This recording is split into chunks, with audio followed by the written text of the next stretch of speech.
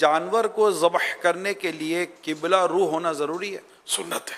گائے یا بیل کو کھڑے کھڑے ذبح کر سکتے ہیں؟ سنت لٹا کر ہے تو یہ سنت چھوٹی، کھڑے کھڑے ذبح کیا تو حلال ہو جائے گا. بکرے کو بغیر باندھے قربان کر سکتے ہیں؟ کر سکتے ہیں.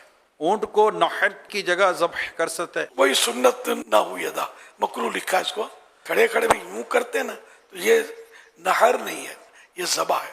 عوام تو سمجھے گا نہر ہو گیا، لیکن ایکچولی یہ نہر نہیں ہے. ذبح کے وقت چھری پر جس کا ہاتھ ہو سب کو اللہ اکبر پڑھنا ضروری ہوگا؟ جی ہاں، سب کو اللہ کا نام لینا پڑے گا، کیونکہ بعض جگہ پر یہ بھی سنا ہے کہ گائے میں جو 7 حصے ہوتے ہیں نا، گائے میں 7 حصے دار جو ہے نا وہ چھری پہ ہاتھ رکھتے ہیں. ایک تو ذابح ہوتا ہے گوشت فروش، 7 وہ رکھتے ہیں. تو جس نے رکھا ان سب کے لیے ضروری ہے کہ وہ اللہ کا نام لیں. مثلا بسم اللہ یا اللہ اکبر یہ سب کہیں. اگر ایک نے بھی یہ سمجھ کر کے دوسروں نے تو کہہ دیا مجھے کیا ضرورت ہے، تو پھر یہ کہ جانور حلال نہیں ہوگا، حرام ہو جائے گا. جان بوجھ کر اگر کسی نے یہ سوچ کر چھوڑا کہ دوسروں نے کہہ دیا مجھے کیا ضرورت ہے.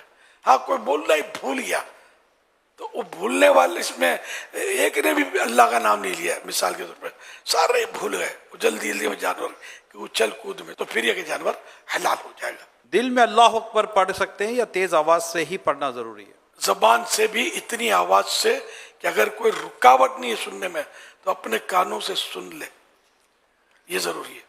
ایک جانور کے سامنے دوسرے جانور کو قربان کرنا کیسا؟ منع ہے.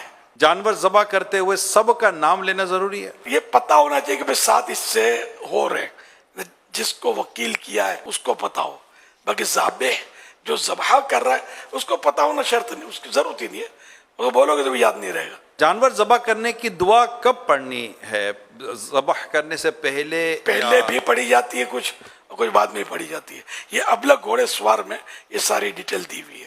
رسالہ مکتبۃ المدینہ کا ابلغ گھوڑے سوار، یہ آپ کے یہاں قربانی ہوتے وقت آپ کے ہاتھ میں ہونا چاہیے. اس کو نکال کر آپ پیج وہ دعائیں پڑھ لیجئے. شرط نہیں ہے، پڑھیں گے صحیح پڑھیں گے تو ثواب ملے گا. قربانی کے جانور کو روڈ پر لٹا کر ذبح کرنے سے ان کو تکلیف ہوتی ہے، کیا یہ درست ہے؟ تکلیف تو ہوتی ہے، گاڑیوں کا، ٹریفک کا، روڈ خراب ہوتا ہے، اسکوٹریں چھٹے اڑتے ہیں، کپڑے خراب. باہر ملکوں میں کہاں ہوتا ہے؟ سلاٹر ہاؤس مخصوص جگہ میں ہی وہ جانور ذبح ہوتا ہے، روڈوں پہ نہیں.